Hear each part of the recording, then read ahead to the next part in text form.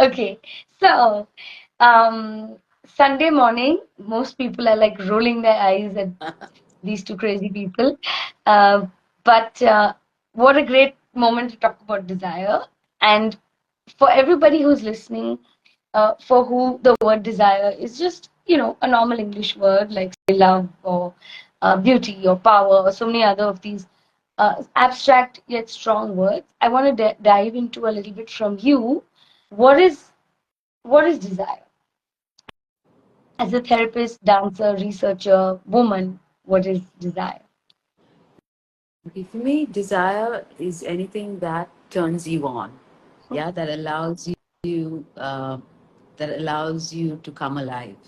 And I think I'm particularly interested in desire and how it's held in the body. So when we look at how desire is held in the body, it's very similar to sexual desire. It's like an arousal. And if you look at the word arousal, it means an awakening. It means to Mm. really wake up and to be engaged with life. And for me, anything that allows you to do that, and I think the easiest way to access it is through sexual desire. But it's not, but I think desire in the body is feels the same, whether it's sexual, whether it's from the heart, whether it's yeah, what brings you alive, what makes you, what, sometimes it's also what motivates you, what moves you forward, because desire is always that which is just something that's not reality yet, yeah, something that you're yearning for, wanting. So it moves you forward, it takes you towards, and I feel like when you're in touch with what you desire, you're in touch with what is in alignment with you, Mm. so especially when you're working with your soul's desire, so you're really very much on the path that you're meant to be. Mm. So for me, following desire is about kind of allowing your life path or your soul's purpose to unfold. Um, and it feels very much like sexual desire. And I think that's why a lot of people stay away from it, Mm. because we are taught that it's always going to get you into trouble. It's going to lead you astray. You're not going to be able to focus on what you should focus. But I actually find that the only thing we should be focusing on is what keeps us alive and Mm. what keeps us in that kind of luscious, sensual engagement with life. Mhm. Because what else is there? Yeah. So you're talking about how how desire feels in the body. Can you tell us a little bit more about for example, in yoga, for example, or in so many of the older traditions, one is able to say this state is housed in, so like love is housed in the heart, or like obviously communication, transformation. I've heard it said in the throat, a rootedness, groundedness, connection to the earth in the root chakra. Where is sort of desire I would lodged say in the body in that this. I would say the sacral chakra, chakra? really in your pelvis, in your, or in your belly, the fire in your belly. Mm. Um, Mm. yeah, uh, Mm. and I Mm. think that, and I don't know too much about chakras, but I think the sacral chakra really is the water element Mm. and how do you hold. And I think for me, desire is the fire and water together. Mm. That very fluid passion, and I would imagine that's how it feels. That's the quality of it. Wow. I, I mean, I feel like it might be a little early to jump into this, but I'm going to ask you and see, where it takes us. Um, what is desire? And I want to stay away from this consumerist approach of what are the uses of desire. But like, what I want to say is, in current times, and with the community that whatever I mean, of course, when I say community, it's such a generic word, but in current times, how does desire live within communities, or what is what is yeah, how do you feel like, because you say this, I mean, I've actually written it down. You say, one of your firm beliefs is that reclaiming and having agency around our desire is a path towards true empowerment. What is that what does that mean? What does that mean for women? What does that mean for Yeah. um, Yeah. people in general, for people who've come out of difficult situations, who are in difficult situations, who are watching difficult situations around the world. Because I often get that response, and I understand it when someone is researching something seemingly abstract, like say Yeah. desire, in my case belonging, which is that how is this relevant? Yeah. Why is this like why are we not researching as artists or people with a penchant for say activism in a certain way, the direct say catastrophes in the environment or the kind of discrimination in this world, and while I'm sure I know from your work that you're always with those topics, why have you chosen this desire? You know what I'm saying? Yeah. So when Yeah. like I said before, I feel like desire is really about being awake and being alive. Yeah. And I think that is the antidote to the death and destruction that we are viewing and witnessing in the collective. And I know that, in my research, in times of heavy war in the past, there was always the role of the sacred prostitute, yeah, to bring healing, to bring, to bring back a sense of life. Mm. Yes. So I think that, therefore, I think that pursuing desire or being curious or being being willing to follow that path is a path that leads you to life.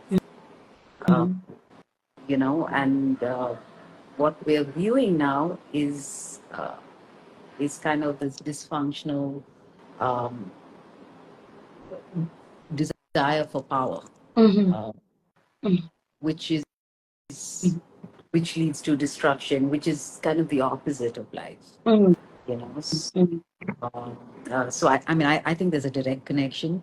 And I know Yeah. that, I mean, at least in my research, I know that as we investigate desire in whatever form it takes, and we go deeper and deeper into it, our desire is to be fully alive, to be fully expressed, and to be seen in our fullness and in our authenticity.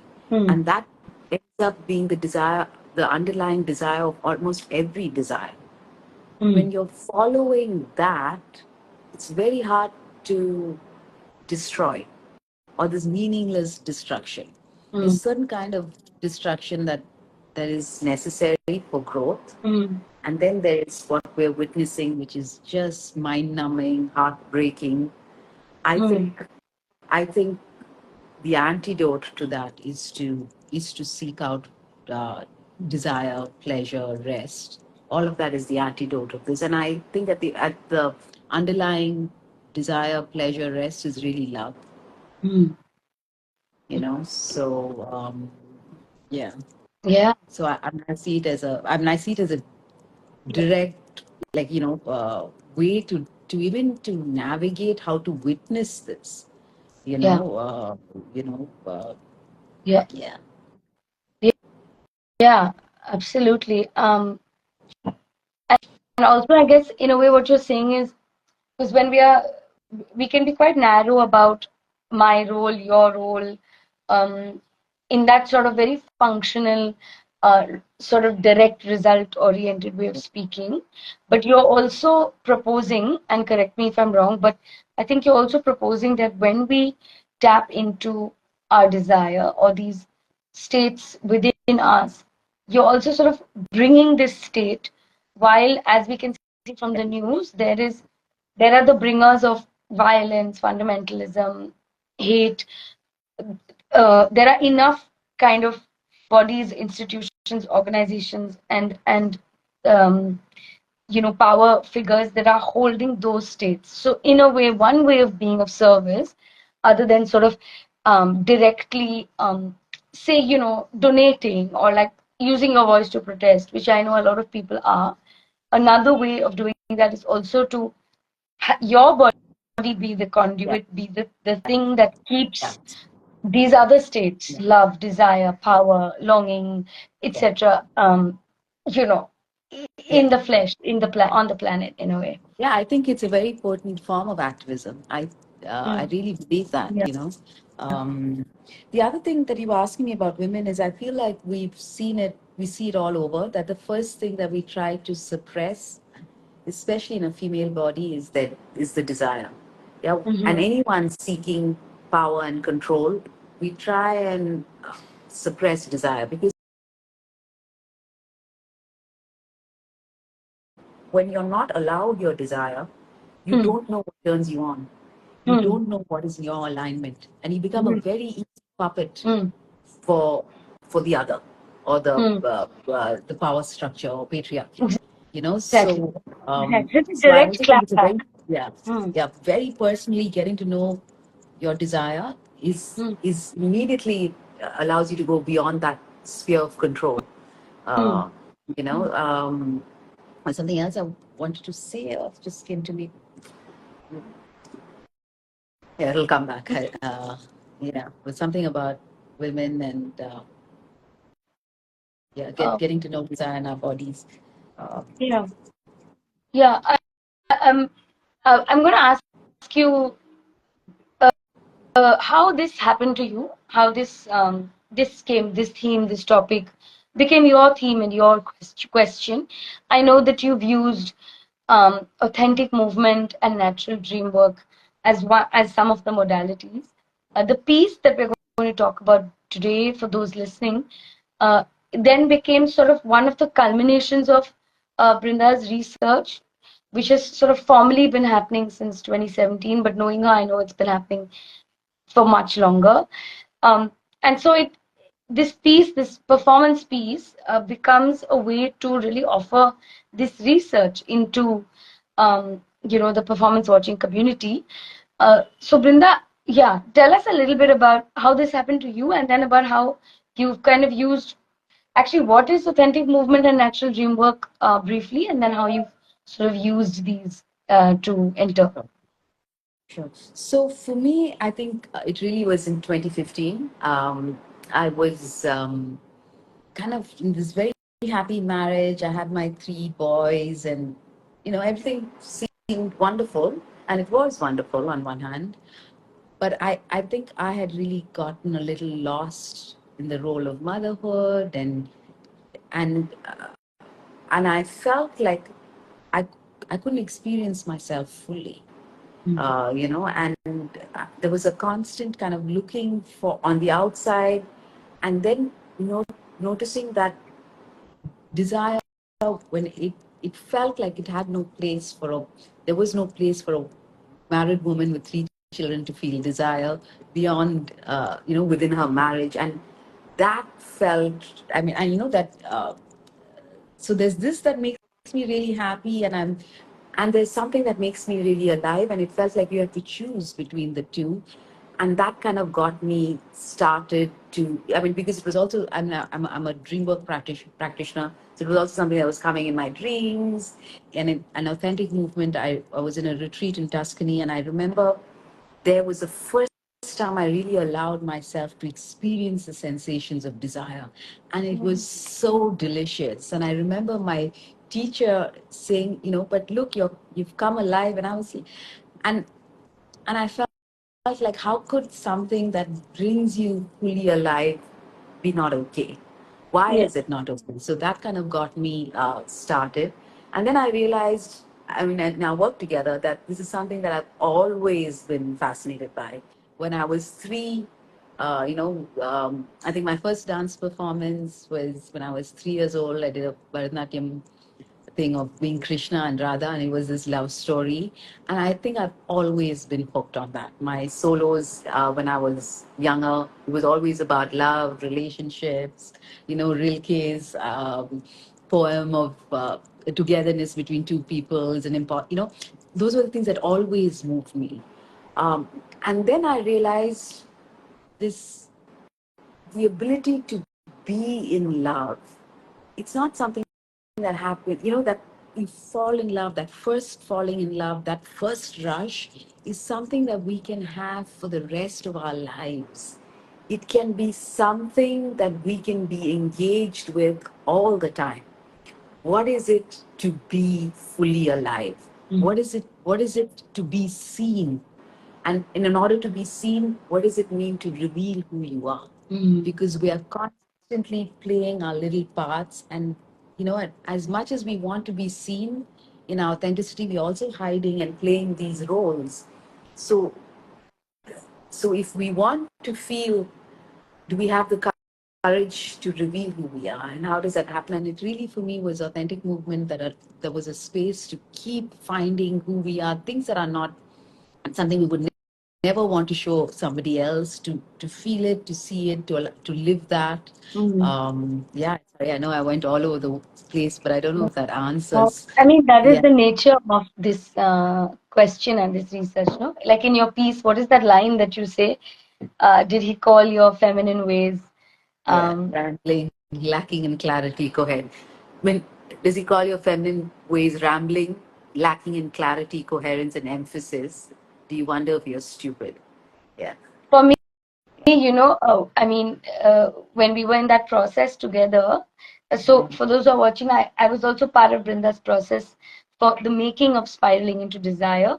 And for everyone who's just joined, this show is happening this weekend on the 15th at Goethe Institute in Bangalore. Please come and watch. It's a very special offering. It comes from years of research.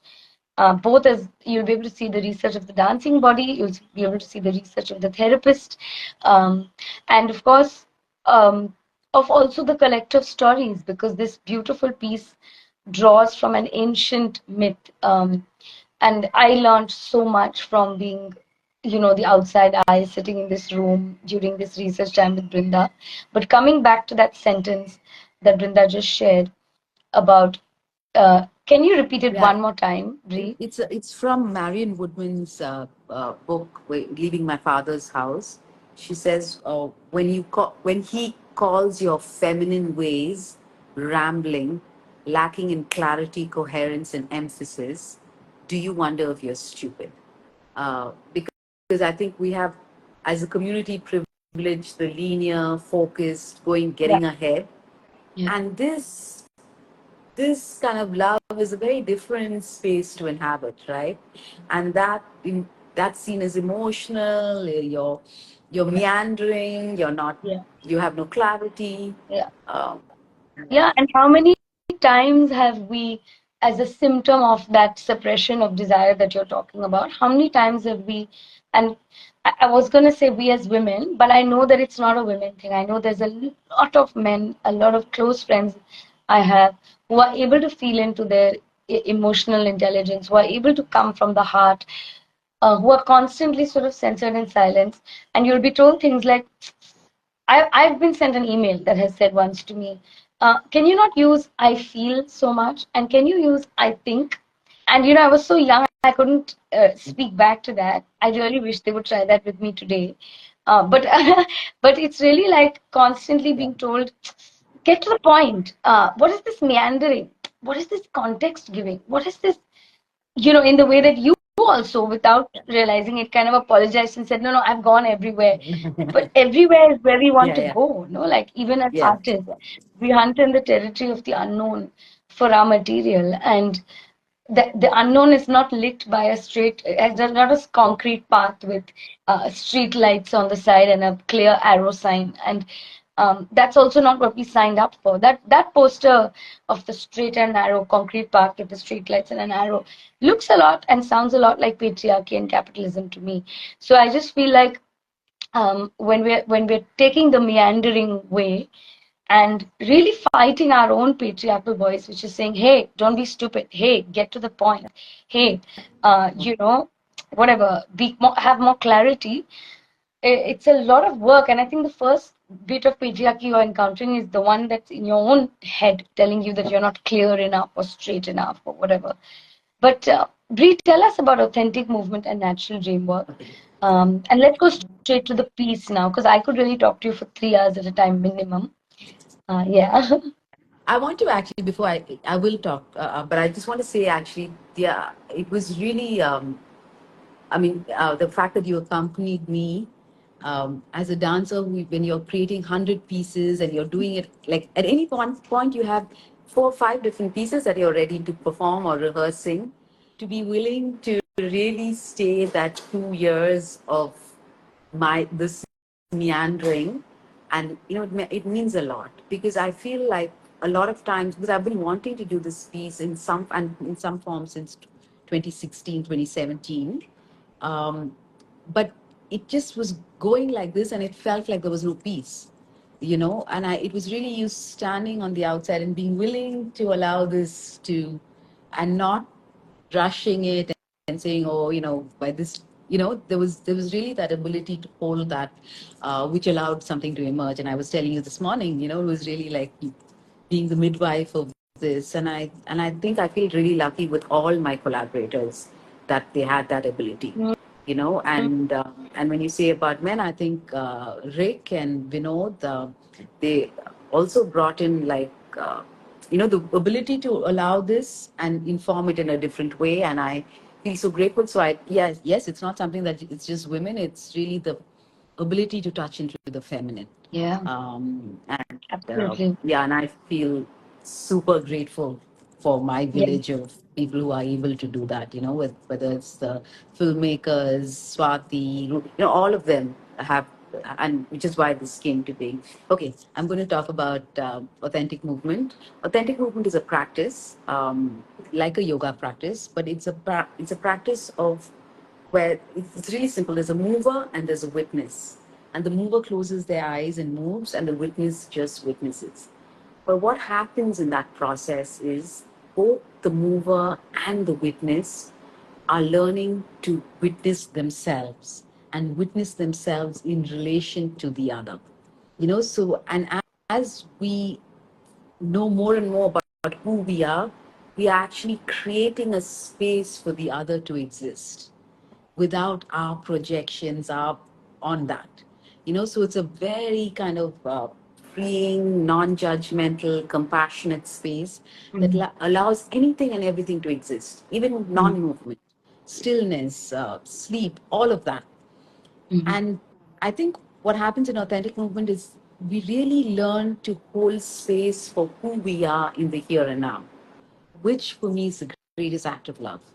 If we could, learning to do that for ourselves and learning to do that for the other. Um, Mhm. and then, of course, find, you notice body impulses, all of that. So, and I think for me, there were repeated movements, like the spiraling movement, that would just, like, sometimes close my eyes and it would come like a force. For years, I didn't know what it was.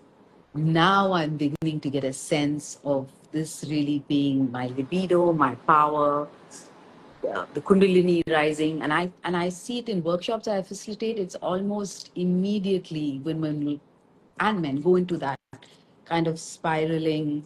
I would see it in my dreams as a snake going up a pole, two snakes going up a pole.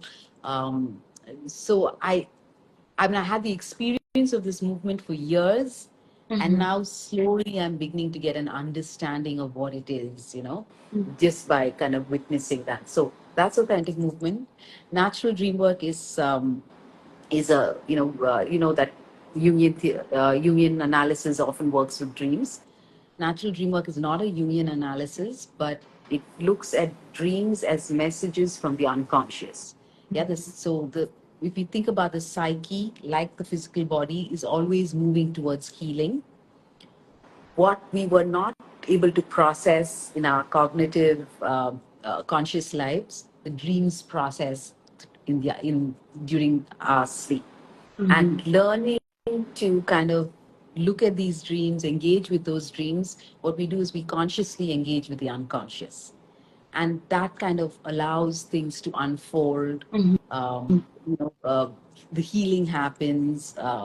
Yeah, so these were the two modalities that informed me with terms of content. Mhm. Content that was powerful, content that meant something. That So these two modalities created the content, Mhm. and I wanted, therefore, the piece itself to have that uh, that space of. And I think the piece really only works when I am kind of present in a deep way, Mhm. to allow things to unfold, even if they've been done 100 times, Mhm. to allow it from to unfold from that space of not knowing. Yeah. What is Yeah. it to stay in that space of not Yeah. knowing, not knowing what the next is, because which is what both authentic movement and natural dream work. What I love about it is it allows you to have an experience of a dream. So you're not just thinking about the dream and saying this means this. You're really in that moment experiencing what the dream is unfolding in you. You know the energies that come up. There's something about, I think, in both the modalities, and I think in most of my work is really prioritizing the experience of something, the experience of the body, the experience of the soul, as opposed to the knowledge of the mind. Uh, yeah. Yeah, so in it's almost it's also like saying this sort of infodemic, right, that we are in, which in so many ways is disembodying actually. And what's ironic about, I guess, information, even information about the body changes every 3 to 5 years, no? Like eat meat, be vegan, Yeah, yeah, yeah. get the sun, don't get the sun, sleep early. Oh, it's okay to stay up at night. Blah blah blah blah. The information about the body changes, and so it's so interesting that when you talk about yeah, not just, I mean, so in a way when you're saying we're talking about dreams, and I don't know the anatomy of the dreaming body, which I'm sure you've studied. So dreams are also, so for example, I work a lot with text in my work. And very often people, when we're talking about it, will separate like dance as if it's this embodied thing and writing as if it's not. And I really think writing is extremely embodied. Even from the writing I read, like the really good writers, like I find, for example, I love Arundhati Roy, and I find her writing so embodied. I don't think you can make me feel those things if you've not felt something, and that feeling happens in the body. So, in a way, are we saying dreaming happens? I mean, of course, dreaming happens in the body in a way, but it's an embodied activity, no? We would say, or is it? Are we being I mean, able to tap I into? think working with the dreams can be an embodied activity. For example, Hmm. natural dream work is an Hmm. embodiment of dreams. But there are lots Right. of people who practice dream work which is not really embodied, which is more symbolic. And Hmm. this means this, and this could be a, which is also important. But it's not my cup of tea. I Yeah. would Yeah. really, because I Yeah. think for me, and I think that's what we have in common is really I can trust something when I feel it in my body, you Yeah. know. Sure. Yeah, so even when you talk about, let's say diet, so if you can have an experience of it and an experience of what it does for you, and you make a decision based on that, as Hmm. opposed to someone telling you this Yeah. works, this doesn't work. Yeah. Yeah. And I know that we've had these conversations a lot, right? We're Yeah. like Yeah. Of course. immediately when we feel good, we know we can trust it. It doesn't matter what. I mean, You're being told. Yeah. yeah, and and Yeah. research changes every so often, right? Yeah. Uh, don't have this, have this. I mean, we're constantly hearing that. Yeah. Yeah. So, for again, I'm going to say this one more time before we go, in case you've just joined us. We are talking about desire, which has been Brinda's research for many years now. And she's created a piece around this topic. This piece is called Spiraling into Desire. It's a very beautiful offering, and it is being performed in Bangalore on the 15th of September at Goethe Institute. The link for tickets or for spots is actually uploaded in our bio. You'll also find it in the bio, in Brinda's bio. And if you follow Smart Studio, Smart, is it Smart Yeah. Studio or Smart now? It's Smart, smart move. it's The thing is called Smart smart Move, move. Smart Yeah. Move on Insta. You will also see it in their bio. If you're in Bangalore during this time, is this an adult only show at this point, Bri? I think it is, Yes, no? above 16 and above. Yeah. Okay. So you have to be 16 and above to witness it. And if you are in that category, please sign up, come and watch. We don't know when the next shows are, but they'll be announced and there will be more shows. But if you can catch it now, please do. Bree, what have the responses been after? Because you premiered it a few months ago in a large venue, Yeah. and I think think we were always talking about how this is an intimate work and it doesn't need to have 70, 100 people at the same time. In fact, it kind of works against the show a little bit. Since then, you've done these very, Ron is saying, very insightful content. Thank you, Ronnie. Since then, you've done these very intimate shows at Kash, and now you're going to do again a kind of smaller space at Goethe. What has been your experience of this now as a performer, performance maker? I'm asking you. Yeah. Um, I definitely think the intimate spaces work because I feel like it, and because the piece is so much held on the presence of the performer. I think when there is a smaller group of people, I feel like it's easier for them to journey with the performer.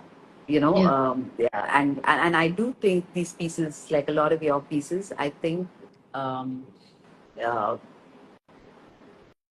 it requires an ability to receive, like a preparedness to receive. Mhm. It's not entertainment. It's not so the willingness to journey with the performer, I think that's an ability that some people have and some people don't. Mm. So I feel like I have a kind of good sense of when I get feedback where that comes from, Yes. and I know there were a lot of people who were able to watch and they were like, gosh, I don't know, I entered and it finished and I was just transported into this kind of liminal world, which is what we want.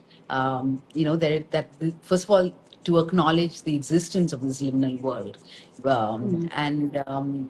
I think there are people who said the second time round when they watched it, and the first time we watched it and we were like, oh my God, this is your story. And then the second time they were like, oh my God, this is our story. Yeah. So that was very beautiful to Yeah. hear. And there were, and there are people who will look at it as, technically what works, what doesn't work, which I don't know if this piece is that.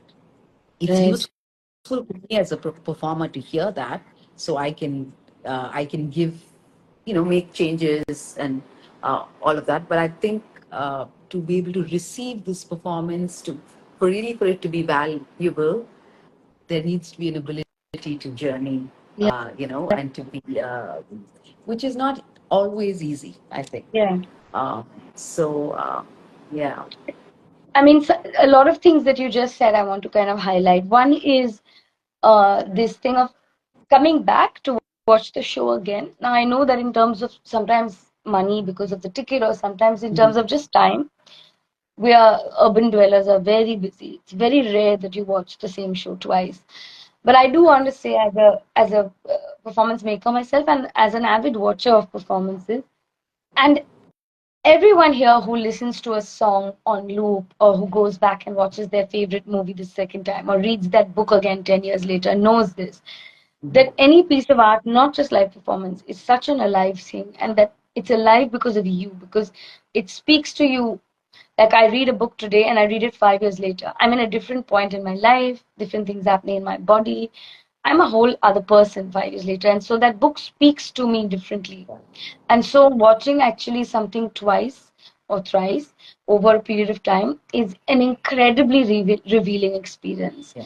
And I do think, at least, like, I really appreciate makers who make from the point of view of course, we want to engage you the first time, but can this show or this experience be an invitation to deepen, to repeat? Again, as a physical practitioner, repetition is the core of our practice. You do this 100 times every day for how many years? But I have to say that I don't think anything is ever repeated in the Mhm. realm of the physical body and in the realm of Yeah. time as we know it. There is really, in that sense, Yep. no repetition because it never happens the same way twice. And so, yeah, like, for those who actually watched the show many months ago or whatever, I would invite you, I would just say, really come back again, watch it again. Also, because the performer has changed. It's different in their body, Yeah. and the world is different. Something happened around that time of this show that Yeah. may have stopped happening. Something new has happened. The news is different. The atmospheric pressure is different. And these subtle things are really big in the human experience. And so you're really invited to come back and watch again. Um, And Bri, I'm going to start closing because, Yeah, yeah, like I sure, said, of when I'm course. talking to you, I have to have a clock in front of me. Otherwise, it's three I days think later at Ron 10 has a p.m. message. Ron has a question. What is? Oh, Ron, beautiful. Go for it. Please ask. Sweet. Ron is sitting here making notes, I feel. So while we're waiting for Ronita's question, um, I'm going to also, yeah, I mean, I think I mentioned this before, but Brinda has drawn from. Ron, are you typing it? I think you are, no? Um, yeah, Brinda has, she's asking, okay. Brinda has drawn from this ancient myth. Um, and so, as someone who has a Jungian background as well, she draws from, I think, this idea of the collective unconscious, this idea of, in a way, we this place where all of humanity, not just us right now in this country, but if we look at our myths and our stories, the same themes seem to emerge and come up. Bree, right now we are doing. Actually, I'm inserting this very cleverly because Parth has told me, please mention the show that the collective is doing. So we are doing this show at the end of this month in Bombay in a I museum, s- which is it we'll post okay? more about. Okay. But it's a show about ancient sculptures, and it's fascinating because you have these sculptures from Egypt, from Assyria, which is where your myth Yeah. is from, ancient Greek and Rome, and ancient India. And the I mean, of course, we know this, but the appearance of same motifs, same states, same emotions, the cyclical pattern of human history is just hits you in the face, when these stones representatives of an ancient people come at you. So having said that, tell us a little bit about myth and story, and this, if you don't mind sharing a little bit about this Sure. story. Sure. So this is actually what I love about this. I mean, I think all Jungians kind of really look at this as a path of individuation. The story. It's a story of Inanna and Ishigal, Mm, where there's Inanna is the goddess of the upper world, and Ishigal, her sister, is the goddess of the underworld. And this separation, and Inanna wants to visit Ishigal, but mm, when she wants to visit, she's stopped at seven gates where she's taken off all her kind of persona is removed. So she enters the last gate naked, crawling, and those are the rules of the underworld. That you cannot come the with your symbols of power from the upper world. You cannot enter the underworld like that. You have to be willing to enter in your raw essence. And then she goes there, and her sister is pregnant. I mean, is actually in labor, so she's in a lot of pain, and she's lost her husband. So there's a lot of emotional pain, and she's really in a lot of grief and pain, and she's enraged by this intrusion. So she looks at Inanna of death, and she turns her into this kind of corpse and a piece of rotting meat hung from a hook on a wall. And for 3 days, the two sisters are in that cave. Now, after 3 days, Inanna's helpers kind of manage to uh, take her body away, and Ishigal says, you know the rules of the underworld. There always has to be an exchange. You can't take something without giving something back. So, they say okay, and so they come up, and Inanna regains her life. And when she goes to the heaven, she sees her chief consort sitting on her throne having this great time. So she looks at him and fixes on him the eye of death and sends him down to take her place.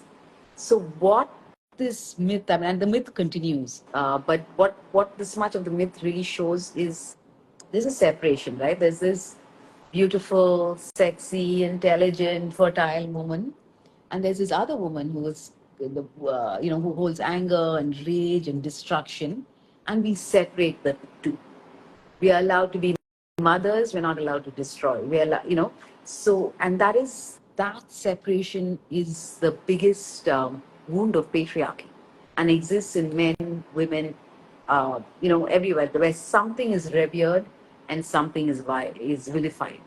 But what we see in the story of Inanna is her power. She retrieves her power, her autonomy. She retrieves in that cave, and she brings back, which is the eye of death. So it's only when the two sisters are willing to be together that we can fully who we are. Um, and we see that, right? Like, for example, when plastic was created, oh, you can never destroy it. There really is a problem when you can't destroy something. You have to be part of the cycle of creation, destruction. And when we allow women only to be beautiful and kind and loving, and don't allow them their anger and their rage and their ability to cut away that does not function, or that doesn't, we take we create this dysfunction in society. So we separate power from love. And that's what we see, right? We see power for power's sake, as opposed to finding your power in your love, finding your strength in your vulnerability. Yeah. Sorry, I did that again. I think I've gone all over the place. Yes, sir. I can't hear you, Diya, for some reason. Oh, sorry, I muted myself because there's this construction noise. I was saying, no, this is what this work is about. It is about allowing us to spread out in that way. So thank you for that expansive, profound answer. I have, of course, in those 2 years spent with Brinda in the studio, I think I have just learned so much. So many of my friends have heard this story because it impacted me so much. And then watching her embody it, personify it, and quite ironically, at this time, I was doing, I'm not a therapist, but I'm an animist practitioner and a dancer. So there are a lot of resonances in the way we sometimes approach these topics. And quite serendipitously, I was looking at longing. And anyone who follows Citizens of Stage knows that because you were spammed with coming for Ceremony of Longing. And I can tell you that I had deep education about this idea of longing through desire, though I'm still trying to understand clearly what is that difference. And one of the things I once felt was, in a way, do Inanna and Ishigal kind of hold both those states? And those two sisters, it was crazy because we were both researching together and there were these two parallel pieces being made. Um, Yeah. okay, so I'm going to start And closing I'd this say and we're going longing to. is from the Sorry. heart. Longing Yeah, is from the heart, and desire is from the belly. yeah, Yeah. yeah, absolutely. And I mean, Brie, we should do the pieces together sometimes, like Yeah, yeah. A double bill. a double bill, totally. Uh, so we're going to I also close with found, Monica. I actually Sorry, found when I sorry, go ahead. watched you and Ron perform, Yeah. I found, because we were working together, and then I watched y'all, and like, I was kind of I love that piece. Bada being. Bargaining, I love it. And it really, for me, felt very resonant of this myth as well. Oh, wow. Oh, the two sisters. Wow. Now I see. Thank you. So what this is the beauty of performance. It just keeps revealing itself to other Yeah. people through other people actually. You think, oh, I know my piece, and then somebody tells you something and you're like, oh, that's what my piece is. Okay.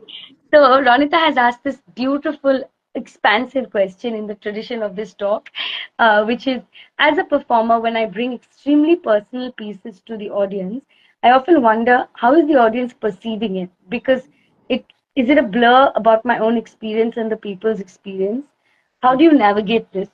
And when you Yeah. choreograph and create such a personal journey, does it get in the way of how the audience is viewing it, and how that might not on the spot not affect your life? How is it not affecting your life performance, as opposed to working intimately with it in your own space? Yeah. I mean, it's definitely was very hard. And I think, especially the first few uh, sharings, I'm often like, when you expose yourself or you reveal yourself, I'm often left with a feeling of shame, actually, which, and shame wants to be hidden. Shame wants to be in dark spaces. So this kind of being on stage, once that's over and the acceleration of performance is over, the other side comes up, which is shame. And I think the shame is not just mine. I think that there's mine, and I think there's also what I pick up from the audience of, because sometimes people are kind of viewing it as, oh, this is her story, this is all the stuff that she's doing, and there's that distance, and there's a projection of shame on the viewer themselves. And it's not easy to hold, but I think it's an important experience. But I find the more I share, the less, I mean, like after the performances at Kash, it was very, I actually felt like, okay, I'm able to do this as a without it being I mean, there's a kind of healthy distance, right? I can be really present, and I can allow a story to unfold, which no longer has to be my story. Yeah. You know, because I've done it so many times, I feel like it really has. And I think we chose bits that were echoed in other people's lives. You know, we try movements that felt more universal. So I feel like now I'm able to allow something to flow, knowing that it has a life of its own and has doesn't have so much to do with me, which I think is a healthy separation to have, and I Yeah. think all performers have it. But it's tougher to get when you've kind of spilled. That's why I feel like the ability to receive is also something, you know, the ability to receive something without judging it, without trying to make sense of it. And I don't mean judgment in like, I don't mean it in the, even just trying to make sense or trying to understand something. I feel the Yeah. ability to receive without understanding Yeah. is really a gift. It's really Yeah. a gift, and but not so easy to To access it all. but it Yeah. actually should be the simplest, right? Like we don't have to understand, we just have to receive, but it isn't because we're so trained. We feel Yeah. so much safer when we can make sense of something. Yeah. But you know, my Monica, who does our design, she was like, "Oh, you know, we should ask people to come the second time. Maybe, maybe each ticket should be valid for two shows." She said, Yeah. "It's Yeah. like kids a bit more." Yeah, and I was like, "Oh, that actually kind of makes sense."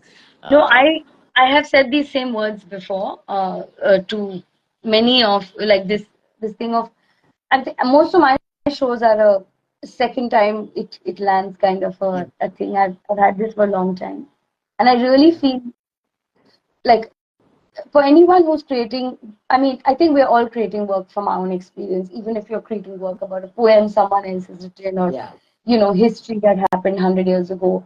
yeah. Um, and I think this becomes so valuable what you just shared. Yeah. Anything with the element of the autobiographical has so much shame in it that we have to deal with. So you're not coming and rehearsing your movements and your lines. That is the simplest and easiest part of our work, the part we're trained for. No one trains you for the absolute uh, torment of putting yourself out there in that way. And I think nobody trains a lot of critical voices on how to deliver their critique, which is most welcome. But I'm really enjoying hitting 40 for myself and like 41 now, and then being in the company of women like you and so many other makers that I hugely admire, where of course the work is a culmination and offering a revealing and unlocking all of that. But it's like for me, I barely use that word audience anymore unless I'm putting a link on a platform. It's much more this word witness, which is the word that you use in authentic movement, which is that when you walk into watch a performance, this is a contract of the potentiality of transformation, both for you and for me. I'm not delivering you a product that you're going to watch, while throwing popcorn into your mouth after paying 1,500 rupees for a, I know, IMAX ticket or whatever. This is not that. This is not what we are selling. And so rather we are not selling in that sense, and it becomes quite hard to hold on to that space. But I think in a way, Brinda, you said this in the beginning somewhere, that the show is for those who are a little bit willing to receive. So this is not a show that's going to try and entertain you. These projects are not about that. In a sense, there's a lot out there that will entertain you and that will have you at the edge. I once worked with a director who would often say, "I want the audience on the edge of their seat." And they're a really well-known director. Their work is very popular and all of that. And I think it's great. And I remember having that distinct moment, like, "Oh, thank you for saying that," because that's actually not the work I want to create. And of course, I would love moments where they're on the edge of their seat. But very often, and I feel this piece does it too, where you're allowing the audience to sit back and zone a little bit into their own life, which is why a second viewing becomes so exciting because now they know what's about to happen. But it Yeah. becomes a conduit for a meeting with self.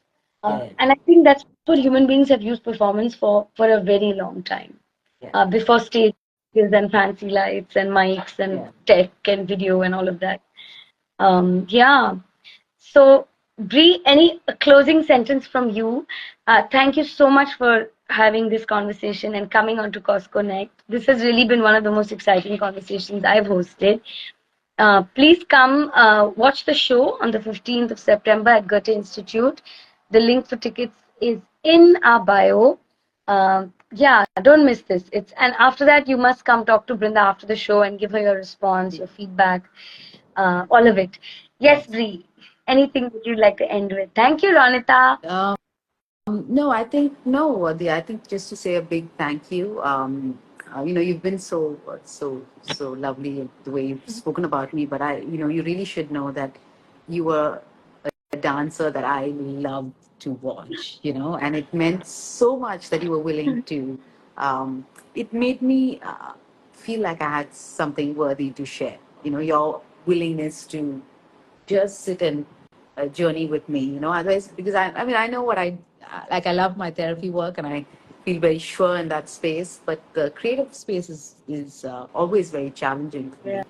And I think like having you there for those 2 years of really, it really meant a lot. It really gave me yeah, a ground to do this work. So I think I just want to say thank you. And Thank you, Bree. yeah. It was Hey, my I also, absolute yeah, honor. and I'll talk to you later, but I'm curious. So this show that you are doing, I think, is that the one I saw that's outdoors? Yeah. No, that's something else. No, this is inside the CSMDS museum. But Okay. we'll have another chat about that later Okay. because I Right. want this conversation to, really be about Okay. because it suddenly occurred to me about this myth and how for these cultures have carried these myths, because there's Sekhmet and Hapi and the Jinn and all of these, the Amazonian warriors, and it's too exciting. I mean, if you came for this, I think you'd spend a day just feeling the energy in a way of these states that the statues It's in embody. Mumbai, is it? Um, it's in Mumbai. Yeah. When is it? End of Um, this. the end of End of this September. month, 27, 28, 29. Uh, yeah, and I want to say I got very excited when you used the word midwife. And as we know, I've never given birth, but you have. But as any mums know, or people who are close to mums know, no birthing should have to happen alone. And so all our work, the birthing of this piece, I was so honored to be this midwife, and all our work, we are all kind of holding and birthing together. It's really sort of coming through us, but I really think that the creative calling is that it's around, and then one of us decides this is the time for this to come. So thank you for holding this message of desire, of seeking to empower in this way, because you could just enjoy the lusciousness on your own, which you really, really embody. But here you are being a desire activist in a way. And I really hope that, you know, that more and more people are open to this offering and that are able to take from it because it's so rich. Um, and other than the show, there is the Desire Workshop, which I have actually done in its early stages, and I definitely want to go back and do again. So follow Brinda and Smart if you want to actually tap into that. And speaking to my own community, which is mainly the people that follow this, performers, performance makers, really look at this workshop if you have the time, because I think it will really help you also in your creative journey, not just just to. I mean, of course, these are not separate, but cool. Thank Thank you. you. Thank you so much, Dee. See you Thank you, soon, Bree. hopefully. See you soon. Good luck for the shows. Thank you. Okay, I'm Bye. sharing before I mess this up. Bye. Bye.